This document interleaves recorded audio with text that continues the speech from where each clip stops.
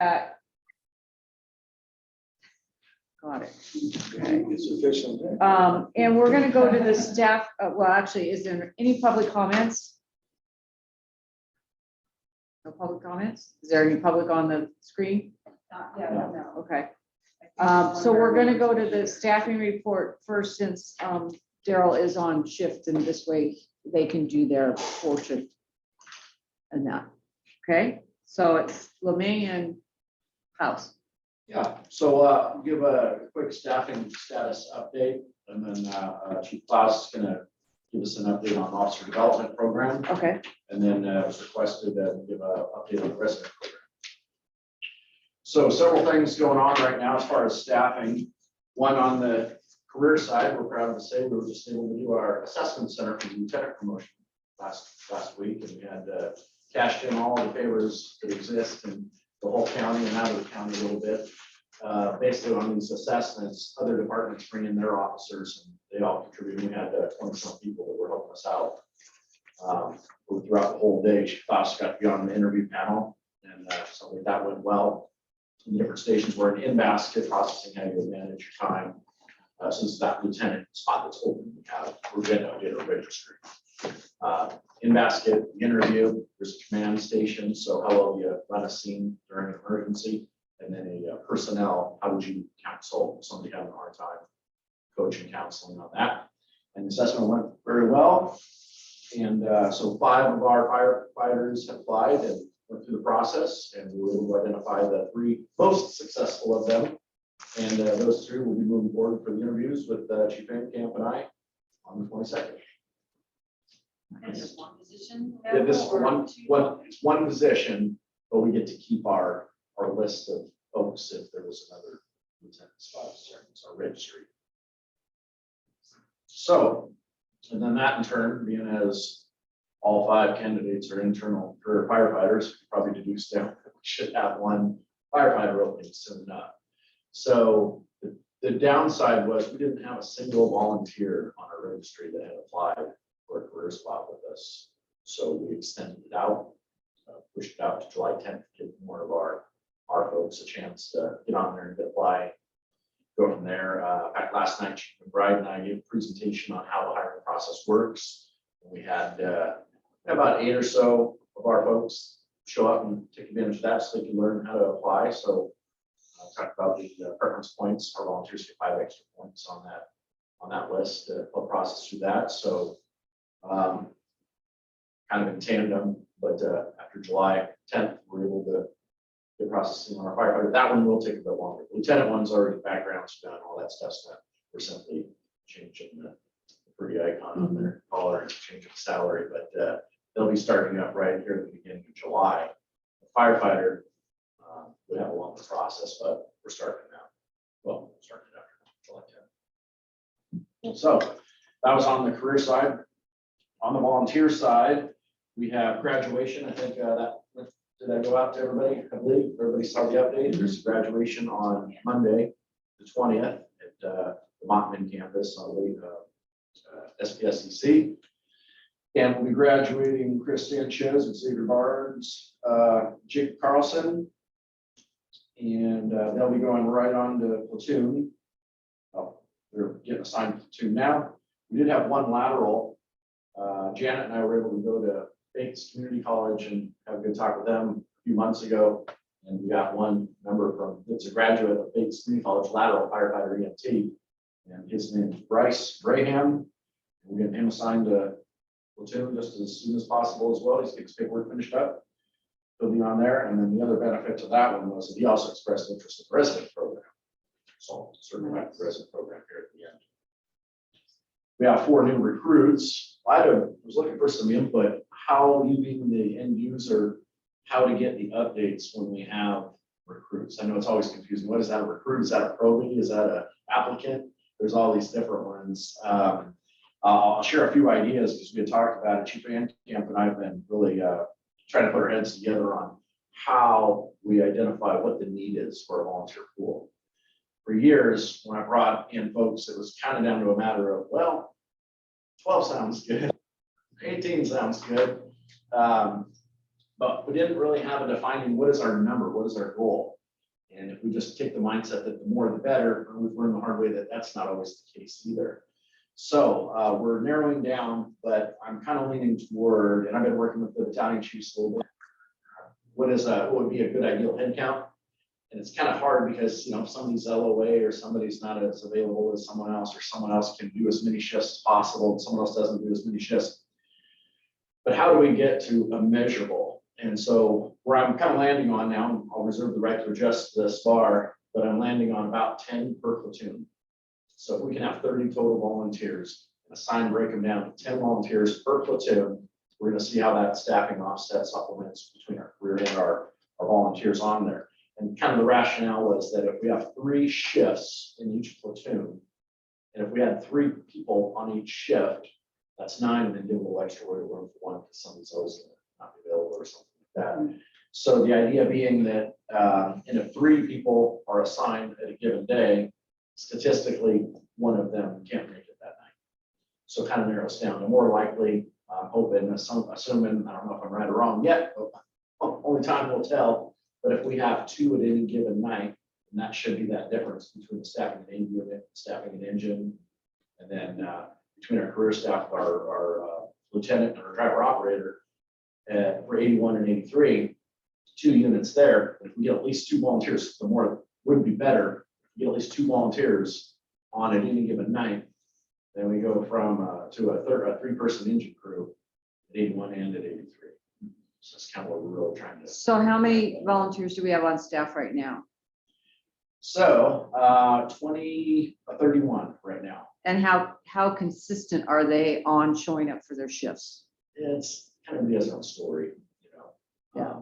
Some of our volunteers, well, Chief Klaus can speak for his folks too, but I think a good majority of them, they sign up ahead of time and then they are. Yeah. Generally, I mean, I think there's a handful of people that are maybe less good. at So making what their shifts. consequences do you have when they are consistently not showing up? Well, if it becomes an ongoing problem, I think the BC, Chief Klaus here, probably a better example to give than I am, but generally we're looking for is a pattern.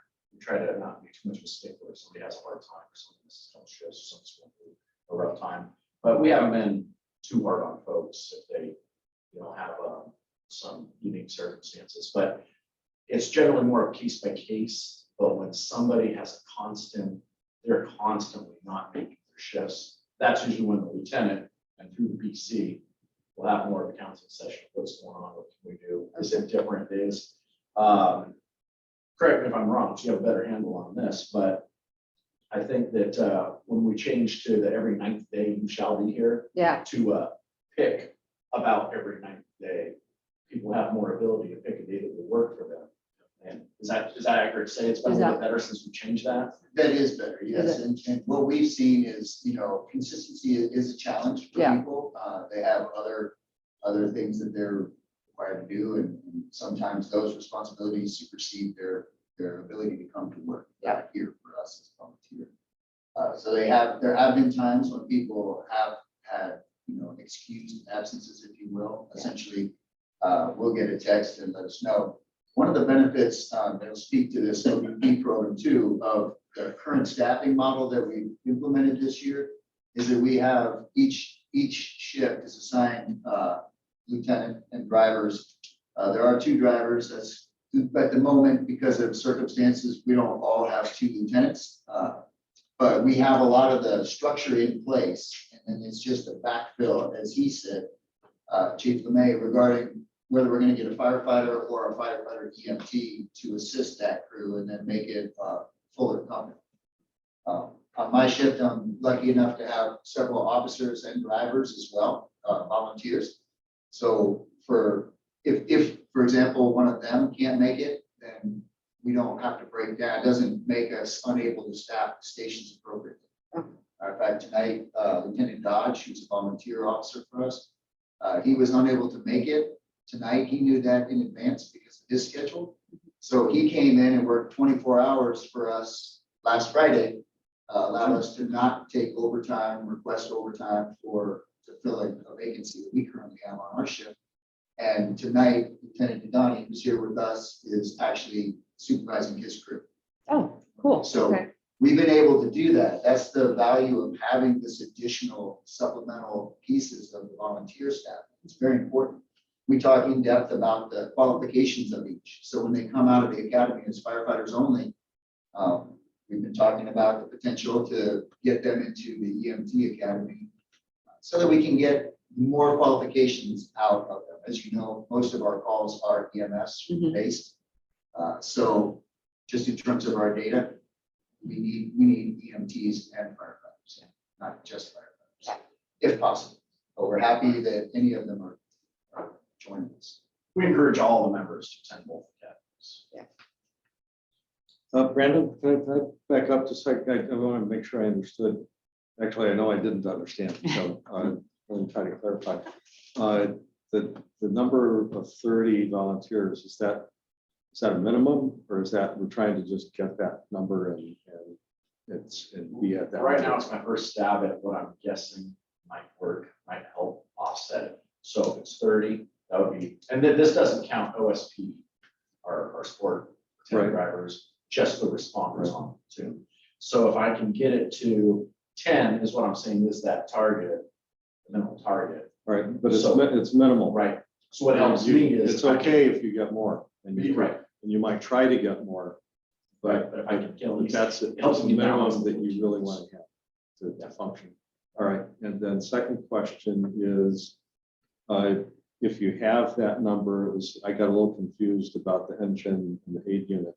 If you have that number and you have sufficiently qualified driver operators that you expect to have, does that mean you can have both an engine running in both stations? Or That's is what it we're an trying to engine ramp up here to. and an aid unit there? We're trying to get it to have 2 engines. All right. At each station, that's kind of that goal, because either engine should have that capability of still with the MS call. Right. Now, it's crew of firefighters only. This is what the BC's challenge is every day. Oh, I get that completely. It's- I've only got firefighters today. I don't have That's a shell game. EMTs, so I got to channel everybody here to one station so you can run an aid unit or one of the vehicles has that EMT capability. But that goes back to the dual certification encouragement. We try to get fire and their EMTs. It just helps out in so many more ways.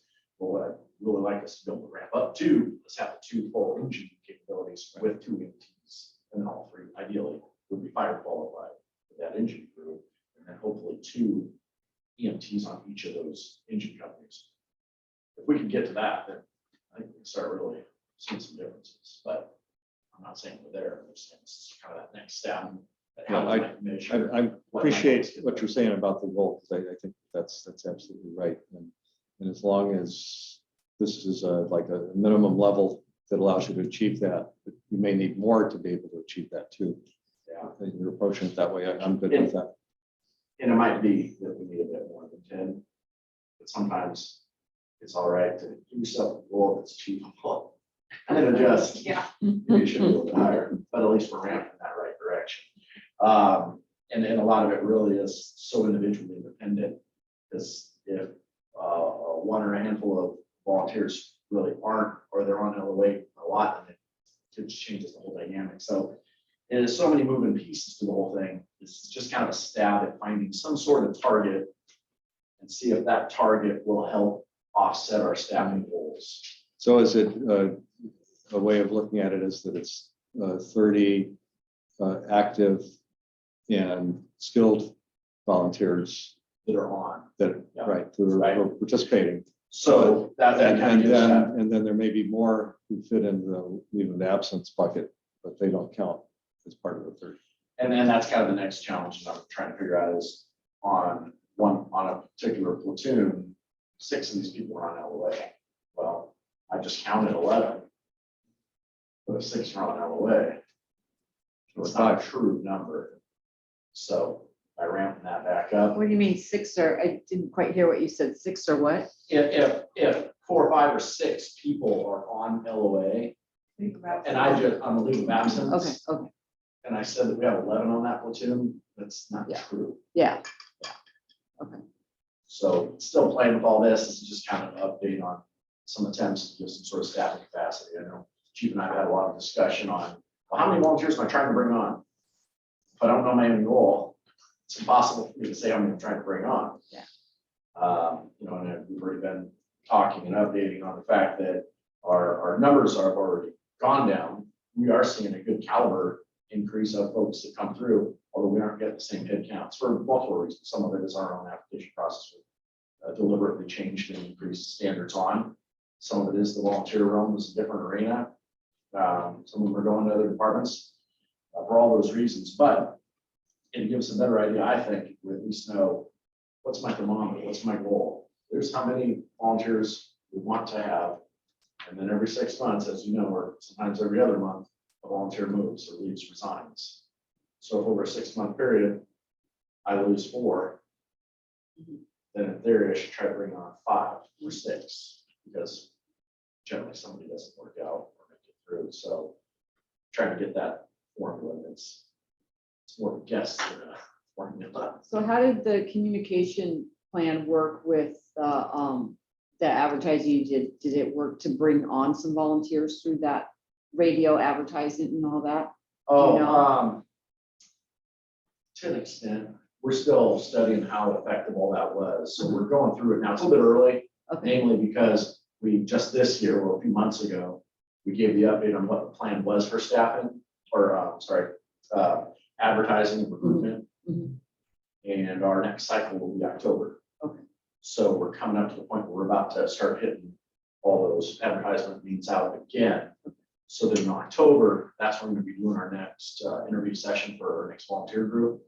October, November, December is generally when they're working with their mentors and hanging out on shift. And there's some pre-academy work that they do before they're ready to go to academy in the next spring academy. So a little bit early to say, but Okay. we're watching. The other thing that's kind of complicating that is the fact there's been discussion countywide, because every other volunteer accommodation department's having the same problem. yeah, oh, yeah. And we're all fishing from a diminishing pond of fish. So one of the things that we're looking at was possibly reducing the one recruit academy cycle per year.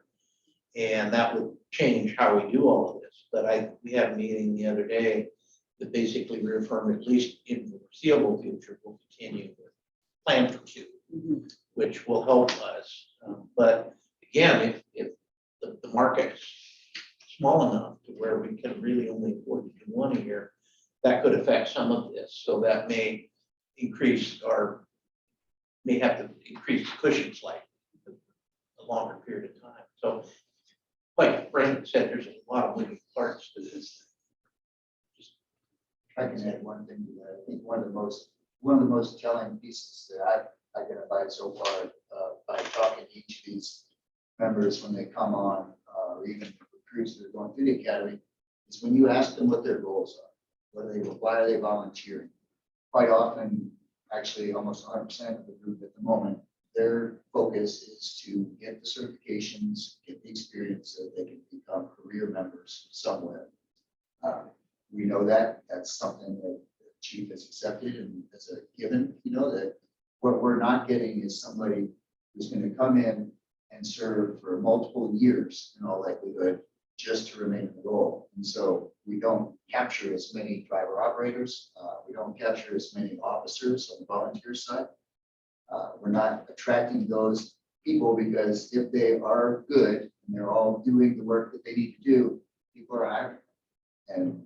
And then we lose it. So we get to a number that we've identified as works for us and it really helps us, and then quickly goes away. So it's a difficult problem to overcome.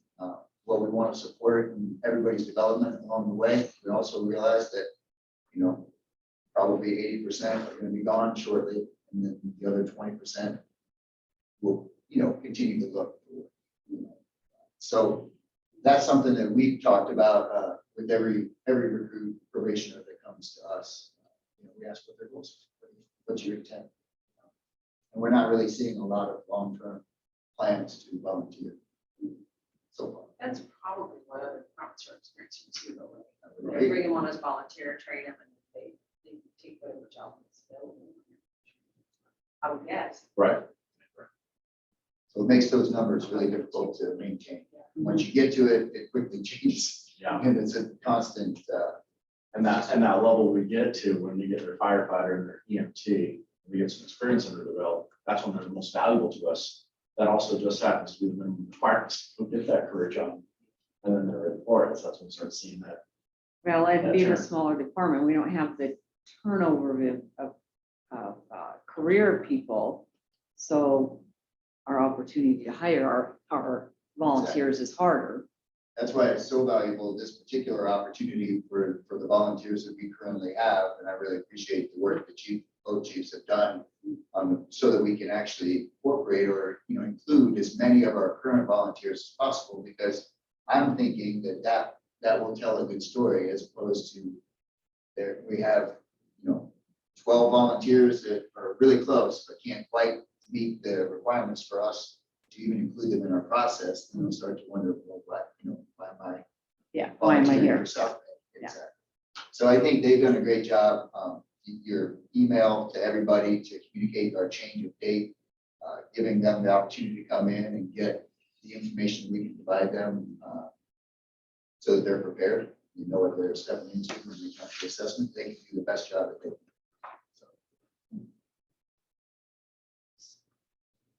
So that works. I recommend go with that 10 per platoon, keep trying to make that target number.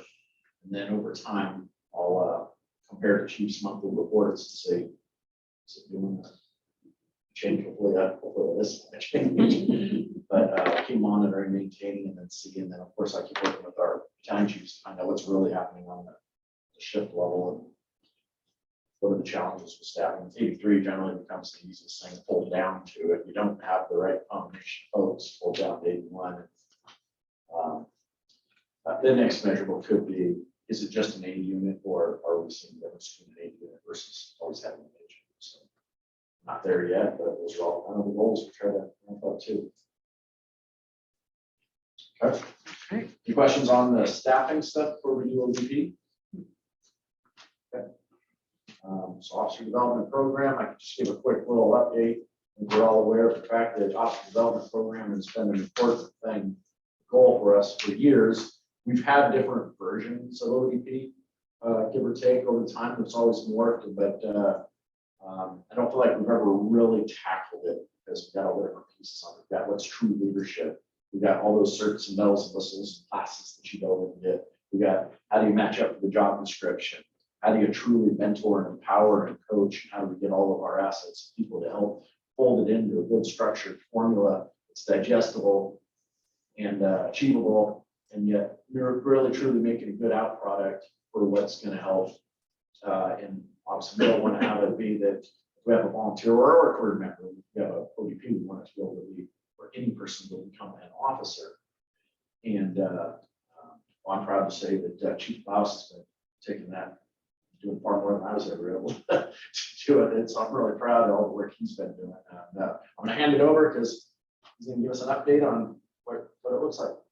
All right, so I'll give you a brief overview. But there's actually several components to this. Obviously, being a leader in any organization is a big deal. It's particularly a big deal here in the fire service. Responsible for the lives of your coworkers, et cetera. Decisions you make impact them directly and their families. So we take it seriously. I know in different iterations of the officer development program for South Bay, it used to be just get the certifications that would allow you to be in that position. So obviously that's a component. I've included that so you can see what those certifications are for us. The big standouts that separate a lot of entry-level firefighters from supervision is the fire instructor one, the fire officer one. Those two courses are a big separating piece because now you're looking at a bigger picture in terms of responsibilities on scene. The other pieces that go along with that is blue code. So our command system, our NIMS, National Incident Management System, the way we talk on an incident is something that people have to learn. And so that's a component of it as well. I'm surprised there's not 300-400 on that, yes. Yeah. Is it because it's, That's usually There's only your certain battalion people- chief level. oh, sorry, yeah. right. That makes sense. They do step up. And what we're talking about right now with this officer development program covers is lieutenant. Okay. So acting lieutenant. We're in development now for the battalion chief as well, because as you know, we are relatively small. We need to be able to have people that can work out of class and do so safely and feel confident in the role. So coming into this, that's the way it was presented to me, is that we want to make a program that empowers our people so that they feel comfortable that they can handle everything that's going to be asked of them within reason that we can lay out. There are obviously in fire service a lot of things that you don't know potentially could happen, and you will manage it. But as long as you have the foundational pieces, you should be able to build from that. So with that in mind, when I came to the department, I came from a different organization, and there were a lot of things, platforms that we use here that I was not familiar with. Blue Card, for example, is one thing that's very different from what I use. What is Nice Blue Card? Blue Card is, because I saw that on there, and I don't know what that is. So Blue Card is a program that was developed by the Phoenix Fire Department. Chief Brunacini, he actually came up with it. His children helped develop it. We're both in the fire service as well. And it's basically a way to manage an incident with specific language for what you would say, how you would say it. To describe the incident for incoming units, gives you trigger points for when you would ask for additional resources, for example. What markers you need, what you need to accomplish within your span of control. So it's just a process. It is nothing other than that. It's one way of doing it, but that's how we do it in this region. So we want to make sure. Also, yeah, it's also a methodology of how you approach the situation for fire. That when you have multiple departments all on the same page with that, there is kind of a step by step. We're going to do this, we're going to do this, we're going to do this. The next guy's coming in, when they hear, oh, he just did this, they know what the next one is going to be. They can anticipate that. Okay. Yeah, It's very beneficial for us as mutual aid department or automatic aid department. Obviously, if we have a structure fire tonight, we're going to need resources from other agencies to come and work with us. We want to make sure we're all speaking the same language. Just like you said, everybody knows, those roles and responsibilities and where they're going to fall. Right. Based on when they. yeah. Language is key, Yeah. because it's the same terms. We're all saying. So when we had that train incident, how did that work? Did this program, that Blue Card type thing, did that sort of follow suit? Chief? Do you know, or was it I would just a say the show? process was sorely tested, so. Okay, okay. Because I Well, know, we had, the problem was is we had two different counties. oh, yes, okay. So what Daryl's describing, Blue Card, pretty much is a given for us. Our Thurston county, okay. You stray out from there and it may be different, so. But I think generally, the fire service is trying to come to more standardization in that, because we're finding more and more, actually, there's more and more reliance on mutual aid. So it's important that other departments operate the same way. Okay. I just didn't know if that Blue Card thing was implemented at that time, so how the district. It was, They didn't but even know who was in command. I mean, it kept changing. It was a mess. Yeah. It It was for a the mess. hospital, we were watching it and hearing all the Radio information problems come too. Yeah. so. Okay. It Is it wasn't just not talking the same language, it Yeah. was not being able to talk. talk? Okay, That's one of those incidents that falls outside of our normal parameters. yeah, obviously. yeah, Yeah. So. so, but this, if you- this, this Blue Card thing will sort of help keep the district, the whole community, Thurston County in sort of, Yes. in speaking the same term, the same It's the language. adoptive management. Okay. So other departments are using this same training. Firefighter owned, or is it state control of everybody? Firefighters. It's just firefighters. So this is actually the NIMS system that comes down to us as a nationwide thing. And it's a way that we can expand from like a group or a task assignment that we're going to give to then divisions, which is larger, a branch or a sector, so no different than a wildland fire, for example, where it's such a large scope. You have so many units, you're not able to manage them well. You need to have a process in place, which is, you can apply that to Blue Card, it's essentially the same. But basically, that's the challenge of being in incident command. So Well, we can't prepare everybody, our organization for that level. It's gonna be a challenge for sure. For our bread and butter, which would be a residential structure fire or motor vehicle collision, things like that, that we would typically be tasked with, then they should be able to manage. So that's really what we're teaching. So no different than going through the fire academy and coming here as new firefighters, probationary firefighters. They have the minimum requirements, and that's essentially what this will provide us. It's that kind of baseline. We know we've given them all the tools that they should need to succeed. And clearly they're gonna have to continue working to, that'll be that ongoing leadership training, the ongoing training that we have for officers, which I'll discuss briefly afterwards. But for this, without taking up all your evening, I just want to run through, there's a flow chart here on, I think it's after your initial pieces. The flow chart kind of defines, this is designed to be about a 3-month, you have it. There was this year's. I didn't put it in there. Last page. So this one right It here. even says full chart It does, big yeah. print at the top. So the idea there is to. I was looking for arrows. I gotta read it. I'm sorry. I was looking for a grid. Yeah, it's okay. So essentially, what it's designed to be is if you can go through it smoothly and you don't have a problem with either your staffing issues or anything else, if we can do this the way we have intended to do it, it should be a 3-month process. It should be about all they need. The first month, as you can see in this intro, is essentially it's 4 chapters each month that they'll be reviewing. And it's going to hit hard on what are our information platforms? What are you as an officer expected to document? How are you supposed to document it? What do you need to do to write reports correctly? Review reports that your personnel write for you or all. All of that stuff should be captured essentially in the first month. This is not new to them. They almost all have exposure to this through just their own experience. Most everybody that has met this level has approximately 2.5 to 3 years of experience minimum to begin with. So they're coming into it with a pretty good background and foundation already. They are already apparatus operators, have all the certifications to be a lieutenant for the department, and now we're just kind of polishing it off. This will be a living document in the sense that if we were to change a platform, if we were to get away from Target Solutions, for example, which is what we do our training on, then that would need to be updated. We would need to alter that. But currently, that's the way it's set up.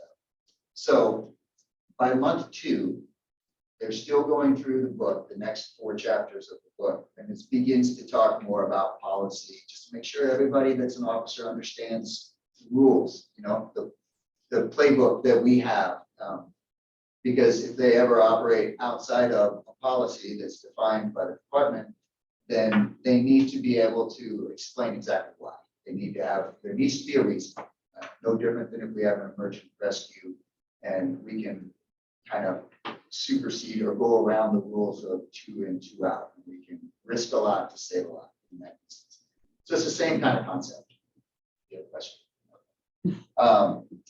And then in that second month, after their first month, they should be able to begin doing their ride-alongs. Some of them, based on their experience level and their crew continuity, they can easily they can switch positions. And they can sit in the officer's seat so that they have that role. And their officer, of course, is the driver. So they have that safety net, they have that sounding board if they have any questions, but essentially start to put them in the role so that they get a taste of what it is from start to finish. And it's not just in the apparatus when they're responding to calls, but if you're going to be the officer for the day, then our expectation is that they document everything they do throughout the day. So all the reports they write, all the emails they generate and they send, all the training that they plan and then deliver, what station activities did they assign their crew for the day, how did that go? Because you have to learn, it's a different role. You have to put yourself in that role completely. So this is a more immersive piece, and in our policy, it's written up as your apprentice. So our minimum requirement by policy is 6 shifts. if they go through this, and many of them, we have 3 people, I should have started with that. We have 3 people currently enrolled. And they are just in the first month, this testing, promotional testing, caught some of them, unaware. So they're still involved in the ODP program, but they also were able to test for this position. So they might be a little bit slow in the first month because they didn't study as much on this as they did towards how to handle a promotional test. And that's a challenge in itself.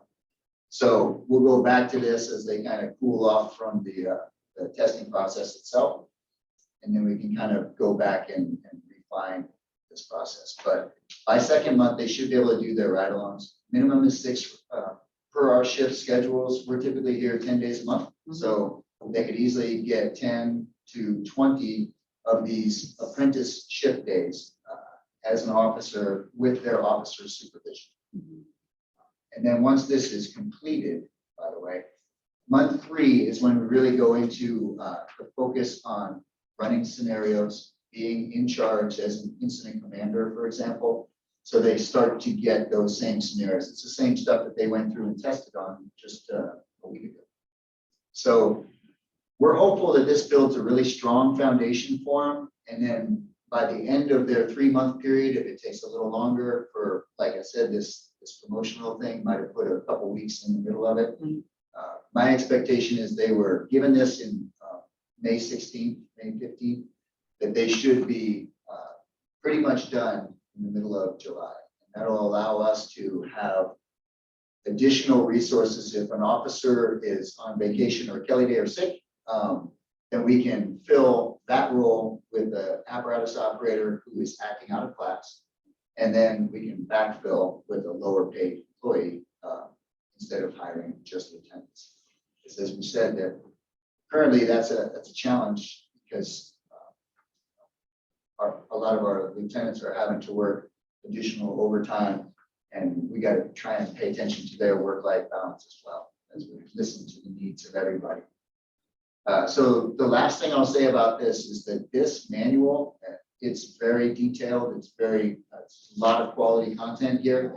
This was all developed by Lieutenant Tversky. So I tapped into his strength, which is all these foundational pieces. He is an exceptional lieutenant especially in terms of this. He was able to provide this for us. I think, just like you, that this is going to be a real benefit to the department for anybody coming in after this group of 3 and also for this group of 3. My kind of final project for them is to evaluate this, to go through it and help us find areas of weakness, areas that they would like to have more information. And we'll get back to Lieutenant Tversky's and we'll work together to make it as current as we can so that it'll be a living document moving forward for others.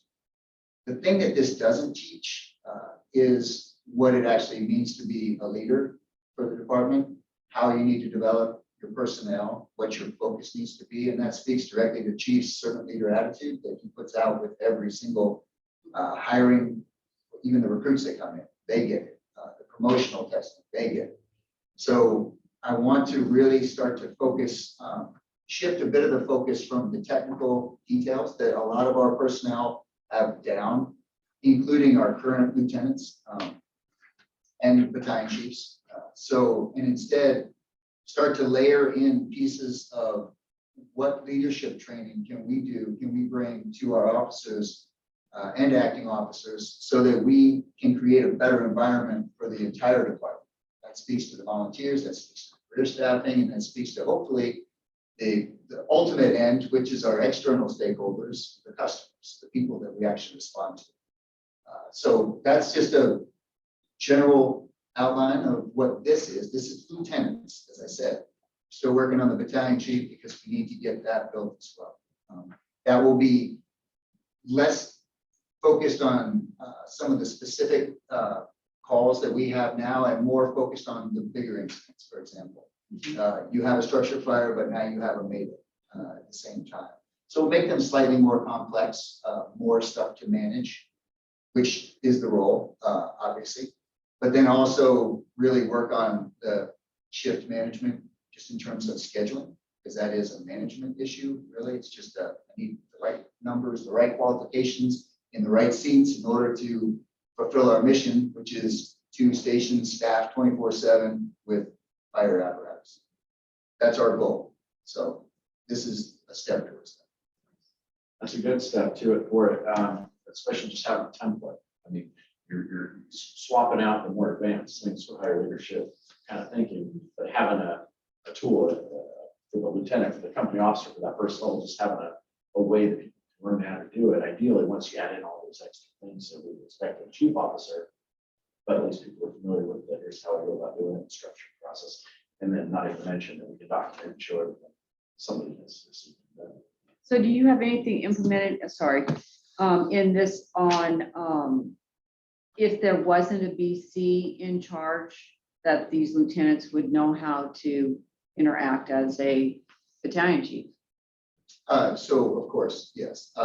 So if there is no battalion chief on shift, and this is something that we're working to correct, Mhm. but obviously we want to get our lieutenants to be able to act up into the battalion chief Mhm. role. So if we are not there, somebody will be.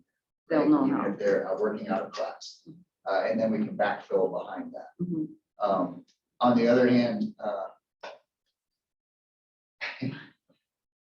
it's a challenge to capture all of this stuff. If there is no battalion chief there, we're gonna have a meeting tomorrow with the battalion chiefs as we try and work out our own and come to an agreement that's more standardized between all 3 platoons. Mhm. Because how I manage B platoon is quite different than how Chief McBride manages his and Chief Hall manages his. So we need to get, we need to come together and discuss that very thing. Typically, the way we approach that is that our first arriving officer, if we have 2 engine staff, will be the incident command in lieu of a battalion chief. There's no battalion chief to respond. We only have engine staffed. It's not terrible. It'll be fine. We just need to now, essentially, that takes that piece of apparatus out of the equation. Mhm. So it's another resource need that they need to be thinking about. Our goal is to not necessarily have our lieutenants go in on offensive interior attack on an SCBA in an IDLH environment and trying to manage all the resources coming in. Mhm. It's too much, Mhm. right? We're overtaxing. Mhm. So I would like it to be something where their role, if they're incident commander, follows the blue card playbook. And they stay in the engine, the apparatus with the doors closed and the headset on, and they track accountability. Because that is the primary goal and the responsibility of incident command is to make sure that you know where everybody is. Mhm. And that if something goes wrong, you can account for them and you have pieces in place to support them. So yes, our intent is to we have to work some of the stuff out. I hope I'm not speaking out of turn because we haven't truly identified all of that. We're coming from a different model where in the past, sometimes there are incident commanders for fast attack lieutenants would go interior to put out the fire and they're still doing command stuff too. It's too difficult. I know you have some experience in it.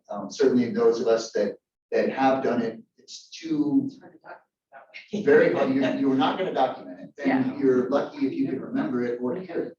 So communication is number 1. A lot of times the battalion chief's responsibility per blue card, and this is in our region, is you remain in your vehicle. You get out to do the 360, to walk around the structure, to make sure that you understand exactly what it is that you're facing, that you're putting people into. But your role per blue card is to stay with your vehicle. For that reason, just so you can track it, because if somebody calls a mayday and you're on the inside doing something different, you don't even know what resources you have outside. People start to self-assign, and that's really the goal of incident command, is to control the resources, control the actions at the scene, and retain accountability. Did I ever answer your question? Did you? I You never got to didn't- you ask. never got to it. ask it. I jumped in there. I think we're ready. You're ready. Well, as a comment more than a question, it's just, I think this is really strong. I really appreciate it a lot. But as you were talking, I had thinking there's something missing here, and I really decided it was the soft skills and the leadership skills. No, And so important. so I was really appreciative of bringing that up, because I think that's a huge component of this that needs to get incorporated. I mean, it's at all levels. It's not just, I mean, even your firefighters have to be leaders, and they have to be a good follower, you have to be a good leader. You're absolutely right. In our rank structure and the way that we're built as this volunteer combination department is one of the things that I was most surprised by when I came here. I constantly tell our newest firefighters, the ones that are currently probationers, they're 6 months in now, by the way, congratulations to them. But they're 6 months in, and I constantly tell them, you are informal leaders. The people that are currently in our volunteer pool are looking at you constantly to see what they need to do. They're going to model your behavior. The exact same thing is true, and what I communicate to our current on-shift volunteer firefighters, I tell them, as soon as these recruits come out of the academy, when they first get introduced to our department, they are looking at you because they're modeling your behavior. So you're absolutely right. Every single person in the organization is tasked with that leadership piece because we're all leading in some way. Hopefully, we need to make sure that we're all leading in the same direction, which would mirror Chief's direction, which So- mirrors our mission statement and our vision, so yes, sir. Presumably, somebody's not getting to this if they don't have those skills or viewed as having those by the officers and recommending them saying, go into this. But even with that, I think you need to be looking at how does leadership change based on your role, and so Absolutely. that's And that's a big piece to this battalion chief, which we haven't done. So currently, we're talking about lieutenants. Lieutenants are still the ones that are having that customer service interaction. If you call 911, they will be on scene along with the firefighters, EMTs and drivers to support you. When you take that next step and we talk about the ODP program for a battalion chief, I unfortunately, and the other battalion chiefs are now a step removed. So what is our job? What is our responsibility? It's to take care of the people that are taking care of the people. So we need to really start to change that mindset. You're exactly right. And the same goes for our chiefs above us. We come to them with our struggles, challenges, whatever. Every challenge is an opportunity is how I like to say it because it's true. But then we present them to them, and then they support us so that we can support the lieutenants and the firefighters and the apparatus operators, whether it's through getting additional equipment, introducing a program, or just supporting our personnel with training. They do that for us. So yes, you're right. It is the most important thing that we can work on moving forward, and that'll be a focus for sure. super. Sounds good. Nice presentation. It was really good. Very good. Okay. Yeah. Very much. Yeah. Is this binder in the handy if anybody wants to come through it? Can we leave that here? Yeah, I'll leave this right here, of course. This is an online thing as well. So we have it, it's an assignment that we give people, all the ODP people through Target Solutions, but also they have a kind of, I'm a tactile person as well. I know Chief is, I think it's maybe my age, but it's nice to have it so that you can document it. Typically, the things that I'm going to want to see are all those days when you are being supervised, and getting all those reports. I need to make sure that because the supervisor who's overseeing the ODP member, their comments are really important in terms of making sure that people are ready and that they're comfortable in their role. Because that ultimately, that would be the reason that it would extend, not because they're not passing a certain thing. There are evaluations within this, yes.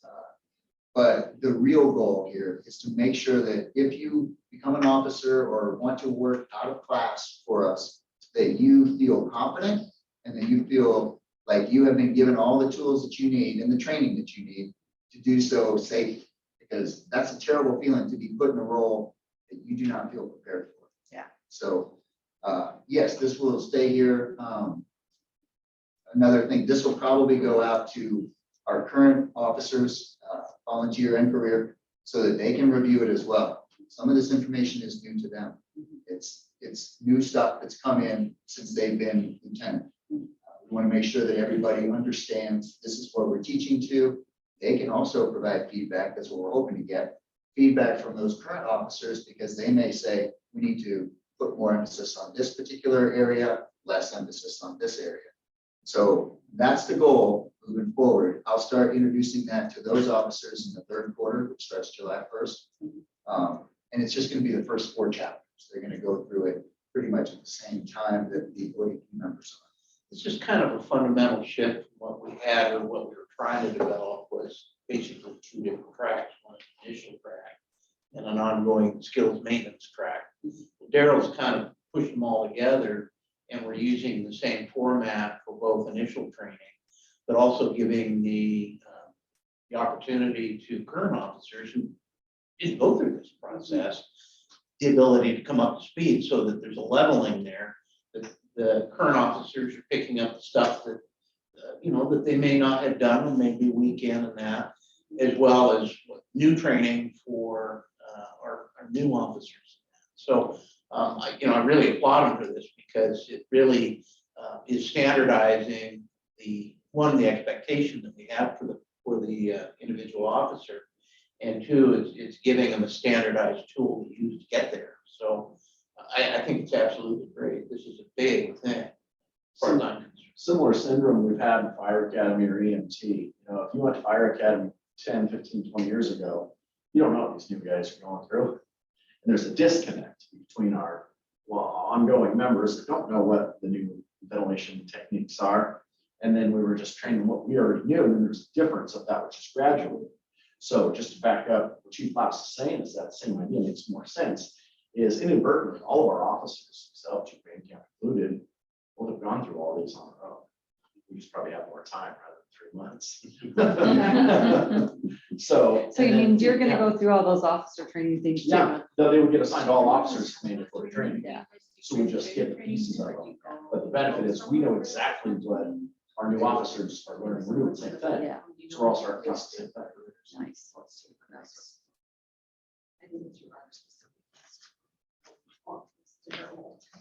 So, Wow. yeah. I'll be happy to leave this. If you have Thank any you. questions, just let them know and be happy to ask. Answer them if I can. Good job, Daryl. This is a big step for us.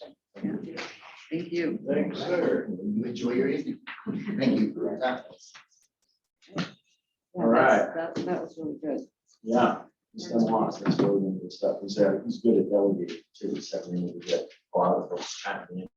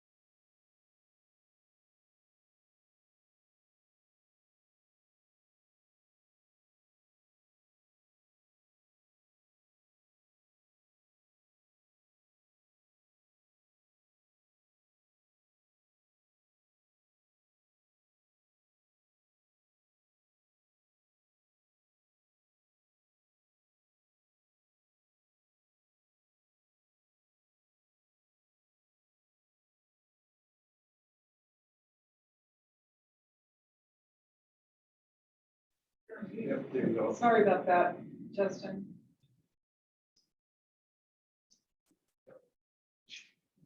He's good. So the kind of that piece on that lead resident was a big step. So I worked with Lydia on some of the expectations and specifics. I got to still work with battalion chiefs exactly implementing what those expectations are. And the rough, simple way to think of it is all members who are in the resident program are still volunteer with us. They still have their regular, everything else applies. They still have their shifts, the expectations that they pull. But in addition, they also have one more in between periods where they will do it at 82. Mhm. So the idea being that if everybody's still living there, then, in theory, if we had a callback, then a good majority of them hopefully would be available if there's a callback. But then 2 of them, if we have 6 total, the 2 of them at a given time could run up to Station 82, stay the night there, have staffing of a vehicle there, ready for calls on So that. has that station been, updated and cleaned So and? there's the next step. on Okay. there. Coming there. This gives us June and July for all the preparations to come through. July will get through, and August 1st is when everything's supposed to be up and ready. As for what to do at the station, has to still clean out the garage, demo the front and rear decks, rebuild the front deck, repair any issues caused by the rear deck, repair exterior issues found during the pre-purchase inspection for exterior, to be combined with the rear deck, potentially repairs there, includes the trims, the window, the siding repairs, install rails for the second floor, slider exits, expand the parking area. So the goal is that by August 1st, all of that's done. The exterior stuff's less timely because people can live there. That's at the resident program, but what I'm talking about is Station 82. Oh, 82, yes. So 82, I think we had a handful of, I have to catch up with Chief McBride, unless I see Lieutenant Dugani's on. I didn't know if he knew more, but I think there was a handful of things to include: cable, the Wi-Fi, some of the basic cleanup, and if there's any others. I don't have a full prep on what all is supposed to happen in 82. Chief, are you aware of anything else we need to be doing in 82? I think just a handful of, Clean out the cobwebs out of there. I think some of the basic stuff is the bulk of what we have for that one. It was set up and equipped to be a hotel room for 2 people, Mhm. so it with some minor stuff. Yeah, not too much for the station. Brandon, following up on the work at the resident house, I recall that the deck needed to be demolished and eventually replaced. But that list was longer than I remembered. Well, some of Is it's this just just- new stuff that's come on, or is that? Well, this is the all the discovery from like we have facility and equipment meetings, just kind of what's going on after doing the inspection on all of it. Some of it's no cost, just clean out the garage, get a dumpster out there, and there's a bunch of old junk. Some of it's just chore stuff. Expand the parking area? Well, make room. I mean, if we have 6 people living there, it's safe to assume we should probably have 6 spots for folks to park on. I don't think that means even. That's just bringing in some more gravel. Yeah, either, some, Making sure it's- I don't know exactly what the plan is, but these are just checklists we want to try to have. And so it does sound like it's going to be a bigger project than what we were planning on. Okay. So then probably the bigger delay, I mean, the program itself can be up and going on August 1st, so we'll hit the goal of, we have a program, but the real problem is I don't have people. I've got, obviously I mentioned Chris Ledoux, it's already living there and he's willing to do that. Senior one, I do have 3 people that have expressed interest with us now, but they're all at least 6 months out before they would be eligible, qualified to be ready for it. So, fact of the matter is, most likely won't have anybody in that. But good opportunity for lateral potential. In fact, I made a nice talking point. I did get to go talk to Bates Community College and their fire science program. There's a lot of early 20s-year-olds living with mom and dad. Mhm. So I can throw out a residential option, free rent. Got a few extra discussion points on that one too. Another target's going to be Olympic Ambulance. Potentially some of the folks there already have a full-time job. I think that would be a pretty prime candidate for us, especially now. I don't know if everybody's heard, but Olympic Ambulance has really done a lot to ramp up their career. The salary, the benefits, they have retirements, and they've actually made it a more of a livable. Well, that's because they got bought out. Right. And so it's yes. a bigger company that owns them and, Yep. yeah. And they put a lot of new energy into that capability. So I think for us, potentially, hopefully, if somebody wants to have that be their career and maybe volunteer with us, we give them the firefighting side, then hopefully they aren't looking for that career job. You're sure Chief Klaus and I talking about, we're just trying to get that career fire, maybe if somebody's already content working on the ambulance side, and they'd like to volunteer with us, possibly we might have a good long-termer. Free rent's rarely something people, disagree with. So I don't, just a hope, but I had a meeting with Chris Clem, who's the director for Olympic out there, and he was open to the idea. So, just word out there, folks. Yep. Yep. Need to bug Josh. Yeah. Yep. So that's kind of the overall on where we are. So program wise, it's really less the time of the challenge. It's more of the build it, that will come. Kind of thing. Okay. Any other more questions? Okay, then let's move on to the chief's report.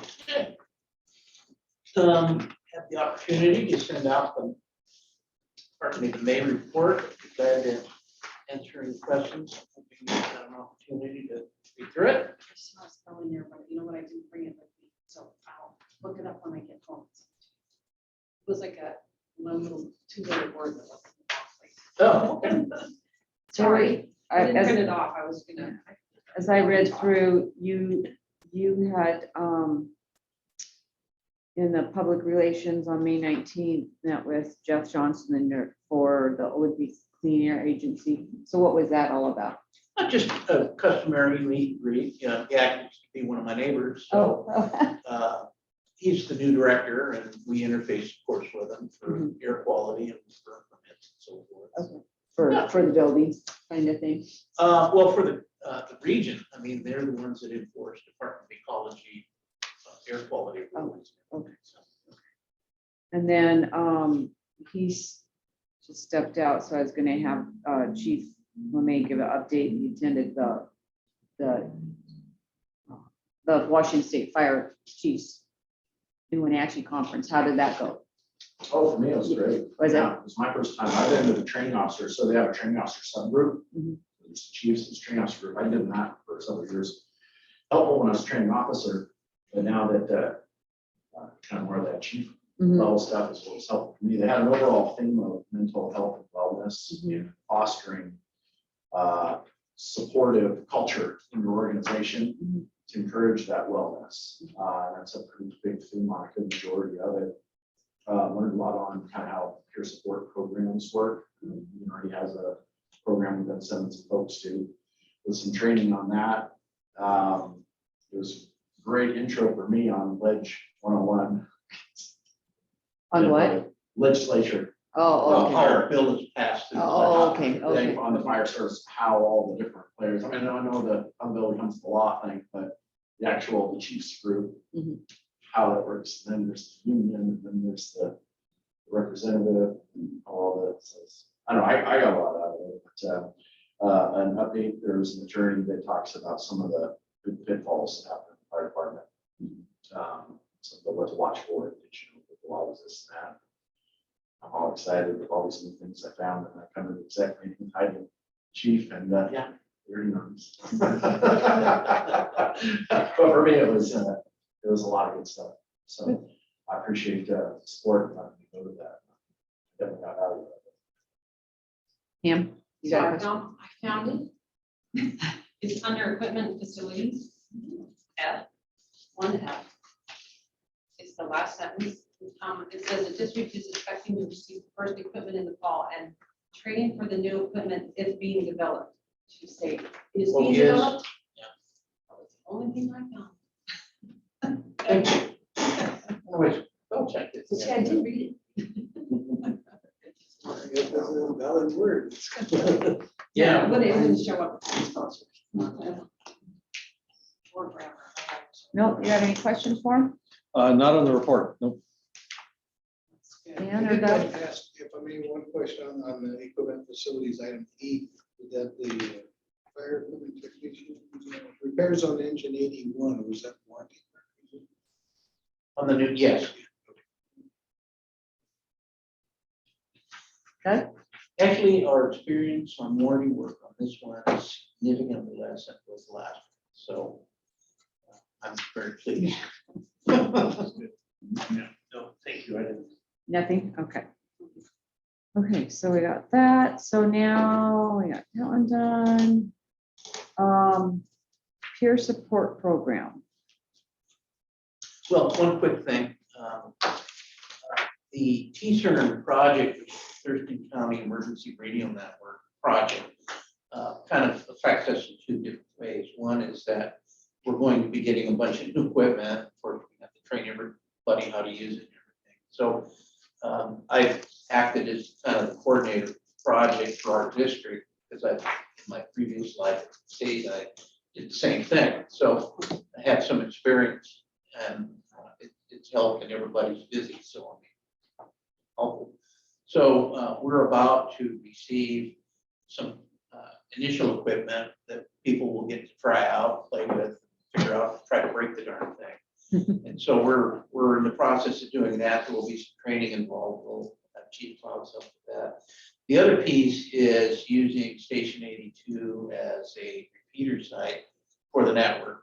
And it's progressing, but very slowly.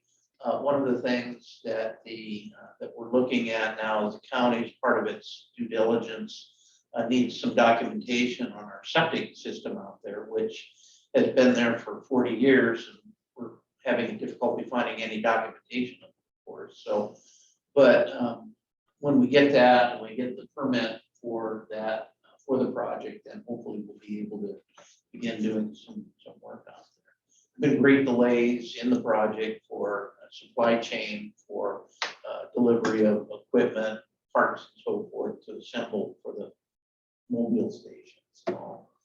But hopefully we'll get that one on too. The nice end effect of all of this, when the new tower is installed out there and everything gets set up, we'll have a brand new, adequately sized automatic generator set that will kick in when we lose commercial power out there, rather than trying to drag it out, plug it in, and fire it off. At no cost to the. Either that or. The power goes out and you see a blink and the generator comes on, right? Yes, it'll be automatic. So really, that's all I have. Okay. If there's any questions. Anybody? Question? Okay, so then let's move on to the discussion on the procedure peer support program. Yes, that was just really sent out for information to let you know that we are engaging in a new peer support program. I think the procedure adequately described what it all is. It's something that all of the departments in Thurston County are doing cooperatively. And each agencies have to adopt their own procedure, which we slightly modified to fit how it works here and everything. But our expectation is that we begin to have that as a new resource for all our members. And we've got 2 people, I think, or 3, Brandon, that have been training in that now. I think too. 2. But they would become part of a countywide team that would be able to respond to provide that assistance if necessary. And it would be, a mutual aid type thing. So if one of our members would rather have somebody that they know come in and do that, we could do that as well. So I think it's a good thing. It was something that was developed jointly by the International Association of Firefighters, Fire Chiefs, just one wellness types of initiatives. Okay. So basically just for your information. Will this eventually become a policy for the department then? It's a procedure. Or It's just a part of our procedure? health and safety Okay. program. Do you have questions on it? I just want to comment about policy 3-30 on the member performance evaluation. It was some housekeeping changes to accommodate some of the procedural work that we talked about previously. So I had thought I'd sent it out earlier and I didn't, so I sent it out today. So maybe we can talk more about it if there's any additional input or comments on it. But most of the changes for all of the changes really were housekeeping type things. There was no fundamental changes. Okay, so Heidi's up, the district strategic communication. So at the last meeting, we did a presentation on the draft communication plan that was provided to us by Liz Loomis. And we asked the board for feedback, and we got a little bit of feedback. Thank you, appreciate that. I felt like I gave you a lot of You feedback. did, you did, but I don't think everybody did, and that's okay. But we just wanted to say that we are going to take whatever feedback we received from you guys and implement it, as well as the executive teams going through it, the fine-tooth comb. And as we have said before, it's going to be a living document. That's our plan, and we're going to use it in different ways. And I agree with some of the comments that you made about it. That it, you know, it's kind of a boilerplate product, but we can make it our own, and that's our intention is going forward, is to make it our own and use it. And we'll, and we're changing it annually, I'm sure. So if you have any further input, please provide that. And then as soon as we have a revised draft, we'll bring it to the meeting and share that. Super, I really appreciate it. And again, I had a lot of suggestions on things, but overall, I think the direction you're headed with it sounds good. Yeah, that was good feedback too.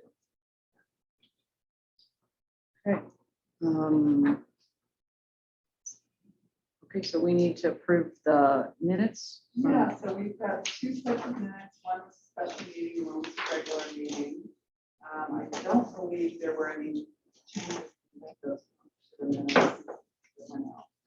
So can we get a motion to approve? I will move that we approve the minutes as presented. Second. Okay, all in favor? Aye. Okay, passed. Were there questions on the warrants? I- Commissioner Harper had quite a few questions he asked, and some of them I was able to answer this morning, and others I was not able to answer. Specifically, there were questions related with the landscaping costs and why they increased. I don't really have a great answer for you, other than we did change landscapers. And it feels like every time we take on a new vendor, they want to start fresh, and there tends to be more upkeep at the beginning, especially with landscaping where it's kind of seasonal. I'm going to guess that that's what it is, but Brent would be the better person, and I sent an email to him, so once I get his reply, I'll send that out to all of you. Similarly, we did hire new housekeepers. They did do an extra window. They did all the windows, and I don't think we've had the windows cleaned in several years. So that wasn't a huge expense, but it did up the cost a little bit. And they're doing 83 every year. I don't know. We're going to 82 on a monthly Oh, basis. Just let's They, go ahead. they definitely do a phenomenal job compared to the other companies. They're very, it's a family, with a mom and a dad and 2 kids, and they're doing a fabulous job. That's just here. Yeah. Yeah, they do a great job. But again, any cost changes and those kinds of things, I will have Brent respond to those questions, and I'll forward the slides. I appreciate that. Yeah, I janitorial, I don't like having to pay for all that, but it's something that's, I get that there's a need to keep facilities clean for people. Well, and sadly with COVID and well, the cost of Right. living now, everything is, Right. I mean, there's nothing that's reasonable anymore. I was more concerned about the landscaping, and that's something that I think we should be monitoring, and just, it's nice to have great landscaping, but I'd rather have great firefighting for landscaping. So if there's opportunities to make cuts, that's an area that I would look at. That was the one thing that stuck out of my mind. So I mean, my son owns a landscape business and the cost floors me. I mean, it floors me. Yep. When he just tells me what a bid would be to have, just do things at my house. Well, you He need to, tells me he sends me a bid. you need to bear in mind that It's the ridiculous. cost for residents might be fine, but we have to pay prevailing wage. to Sure. patrons. Sure. So that will probably double the cost of what you would pay at home. It is So it's shocking. completely different rule, have to file L and I, Yeah. prevailing wage and everything. So a lot of unit cost for that service and custodial or any, frankly, And they any come once a service. month, or once a week, right? Or do they just come when do they drive by and go, ah, we don't need to be there? No, the, landscape. Oh, I don't know. I They just- honestly don't know. Yeah, but that's the kind of thing we might look at, That's is what you wanna watch, frequency, though, 'cause maybe if they're you not could coming, reduce they're that. billing you a set amount for the month and they're not doing anything. They're kind of like, oh, wait a minute.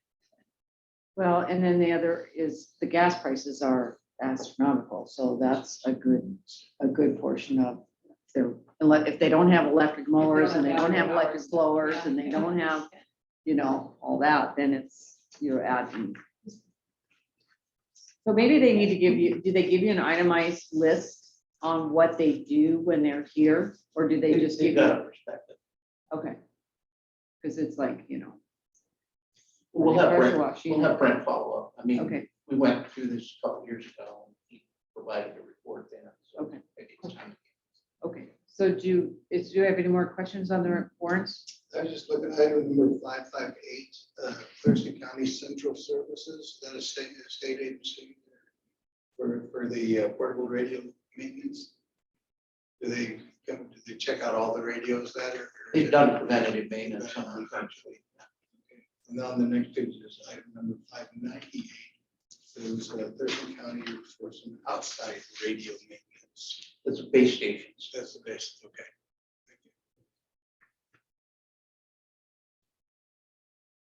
Thank you. Okay, so do we have a motion to approve the warrants? I'll move that we. Okay, we have a motion. Second, all in favor? But Okay. Thank you. Cybersecurity review. Oh, my favorite subject. So you have a handout that looks like this, and I was asked to provide a report on what kind of cybersecurity we currently have. Mhm. And it was somewhat confusing because the products that we are currently using, which are all listed on this form, have upgrades to them. And so I had multiple documents that were provided to me by POA. And it wasn't clear which ones we had and which ones we didn't. But this is what we have. And I am actually going to be meeting with POA next week to get any recommendations for upgrades and other things that we could add to that. But essentially, we have a Barracuda program that is used with our email system. And it's kind of like a spam filter. I mean, that would be the best way that I would put it.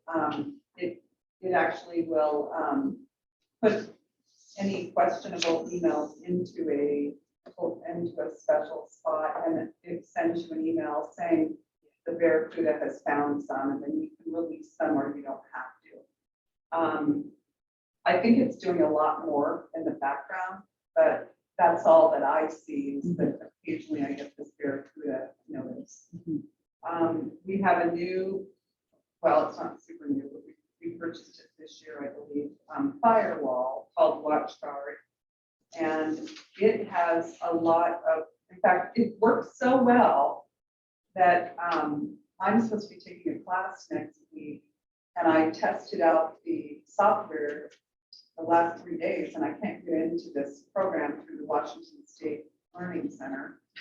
And come to find out, it's because of our firewall, because it's constantly blocking things, and which is good. I mean, it's better to block it and have to deal with it than letting things through. So I think our firewall is doing a good job. Excuse me. We have an Active Directory. I didn't even know what that is. but it is some kind of control that's allowing access to files and folders within our domain. That way, people can't get onto our server without proper authorization. WebRoot is another scanning product that stops ransomware and phishing. And I have to say, I think it does a really good job because I rarely see any kind of phishing emails. I get more at home on my Yahoo. And then the Datto on the backside is another thing that I never see. It's in the background, but it's in place for business continuity and disaster recovery. We actually had a little incident with our server. We had budgeted to replace our server, and we had pulled the trigger with POA that we were going to do that, but they hadn't installed it yet. And in the interim, we had an issue with our server. And let me back up a little bit. We actually had and still have two servers. We have a virtual server and a physical server. And the physical server was having problems, which is why we ordered a new one. And during the interim, they took us off of the physical and we were using just the virtual. Well, then we had a little hiccup with the virtual one. And actually, Chief and I were ones that caused the hiccup because we were trying to remote in from home when we remote in, and we couldn't get in. And when I recorded that, the technician, who probably shouldn't have messed with it, but he's like, oh, well, this is something on the server. And when he went to try to fix it, it crashed. And then we couldn't get on at all. And they quickly were able to fix it, but we lost 2 days of work. And that was pretty traumatic. They did restore that or recover those files, but it was a slow process. And we now currently have a new server installed. They installed that and it was pretty seamless. So that's going well.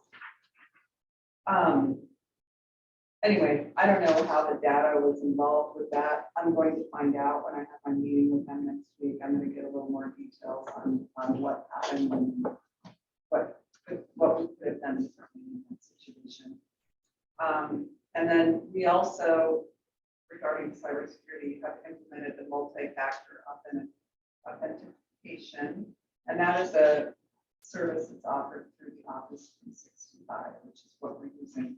As you probably all know, we no longer have a disk or a CD that you can install on your computer for your programs. It's all web-based now, and that there's a cost associated with that. And each person has to have their own Office 365 account. And so that's just another security with that. So. Great. It's a lot of good If stuff. I use my laptop, I did this multi-factor thing. If I use my phone, You don't have to. So You can override. I look at my phone to check stuff. If something I really need to sit and read it bigger scale, then I log in. And I think phones are just more secure anyway. I think they're, I don't know. A lot of good stuff here. I really appreciate the update. Question I've got is, what are we doing at a human level? I mean, you can have all these safeguards for phishing and that kind of thing, Well, but something can POA is still slip supposed to be through. providing training, and what they've given me mostly are handouts. They haven't actually done any training. So that is something that we plan to do, is to implement some kind of training. I have worked with my reception staff because if you recall, several years ago, we had an incident where they were playing on Facebook and playing a game or cards or something and got a virus, and it went anywhere, got into our system. So I work personally them on that kind of thing. I know a bookkeeper who recently got an email from the chief executive of the organization to change their account for direct deposit. And it got changed, Oh, and no. the money went to Nigeria or wherever. And it's a loss, total loss. I think most of that stuff you're gonna catch with all these things, but still something can slip through, and spear phishing is just, it is rampant. And people like you and Janet are gonna be direct targets for that kind Well, of stuff. there's another fire department. What was that, Griffin? What was that fire So department? here's. Was it Recently, there was a fire department that had gotten it, and they kept sending out emails that looked like it came from them with an invoice. It had an attachment we were supposed to click on, and I got it. We all got it. And they fell for it. And it was a local department. I see. Yeah, that was another one. I mean, it happens all the time. Yeah. But, One of the things that's happening that helps to reduce the risk somewhat is that, for example, our training program is really routed through into the cloud. So an individual can, and we're encouraging to access training remotely. And so they're not having to log directly in on a company computer through our file server, that they can get access to the training software, for example, remotely and cloud-based. So there's some of that, so that it's kind of routed around and not directly hinging on our file server. And there's more and more of that. So Where I'm headed though is that 9 times out of 10, a problem is because somebody got a message saying, give us some information, absolutely. and they fell for it. And so you really got to have just vigilant awareness. Every person right. can be a yeah. victim. So Oh, yeah, it happens. It's happened here. If you don't know the email, don't open it. Well, even that, you'll get a name and the address will be slightly different. And unless you catch that, you could open it sometimes. always question. And My husband finally taught me how I can click on, you can click on the email no, you don't even open the email, you just click on who the person is sending it, and you click on that, and it'll tell you, and if it, they say they're Comcast, but you click on it, it doesn't have anything to do with Comcast. Yeah. Delete. Yeah, delete, exactly. 2 years ago, I got one even at home from one of the officers here at the station. And it was a bad one. Opened it up. That was one related to the other fire department. Yeah. For the most insidious ones, they will study your organization. And they will figure out who does what. Does what, and then, yeah. And then they will address something to you from him, saying, I need a list of all the employees with their social security numbers, Well, or when I want to change my direct deposit, or Yeah, something like that. that actually happened to me when I started, not personally, but when I started, when we changed over to POA and we were doing emails and all that other stuff, when I would send emails out to people, they were not opening them because their email system thought it was fraudulent, and so I had to change the title of the subject line.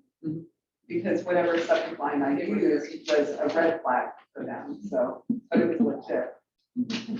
Love it. But So anyway, I'm yes, just I will encouraging talk you to to get him me- more about make that on the- next week, and I'll give you get guys on an the given update thing. at the next meeting. Super. Okay, any more questions on the cyber? Okay, so, Heidi, on the graduation announcements. Graduation is on Monday at South Puget Sound. I sent that notice out to you all with the address.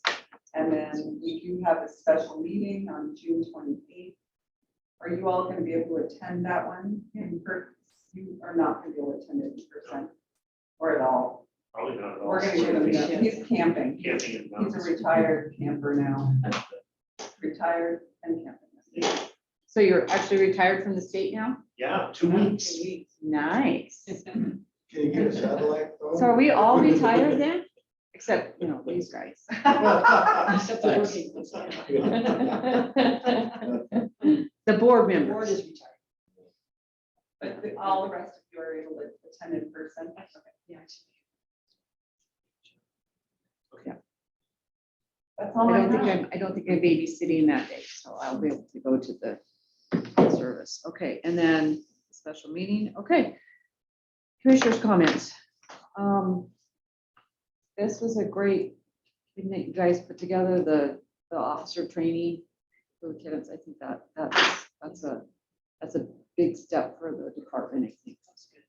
Because being a leader is not an easy thing, and if you have some kind of standardized system, it's really, really, really good. So Daryl and I guess my son Jake did a lot of the work, so, yeah.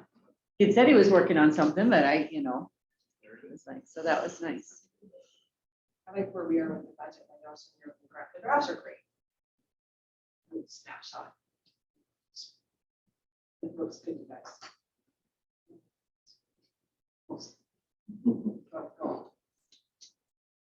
I will share one more thing now that, sorry. Yes. We've got 2 new volunteer reception staff. Every day, I've got every slot filled. But I've got 2 new members and I would encourage you to stop by sometime and meet them.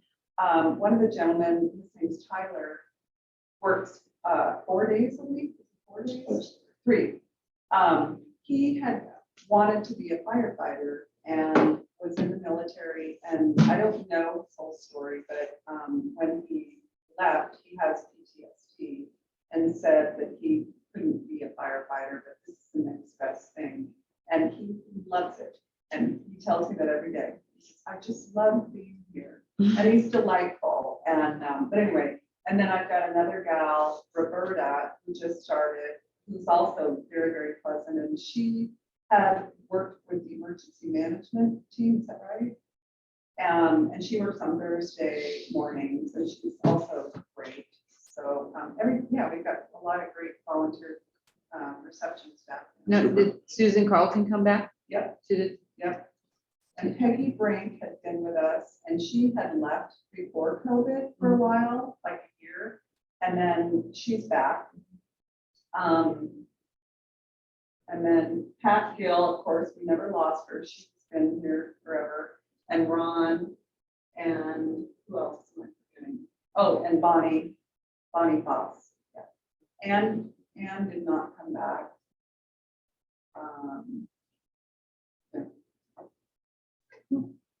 I did get to meet Tyler. Yeah, Nice kid. he's very nice. I call him a kid too. Yeah. I want to say 35 Yeah. or 36. That's my age. He looks like a kid. Nice. Okay. So review and follow up. Unless anybody else had commissioner comments.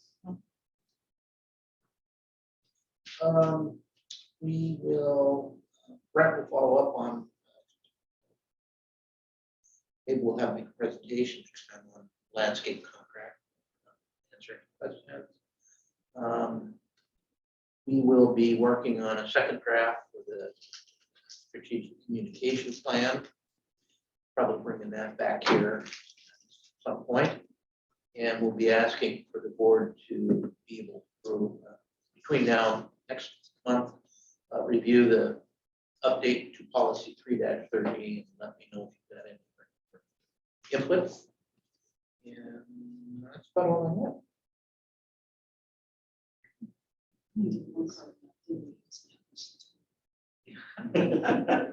Just kidding. Okay, so if we have nothing else, then we will adjourn at 7:04 for a executive session for performance review.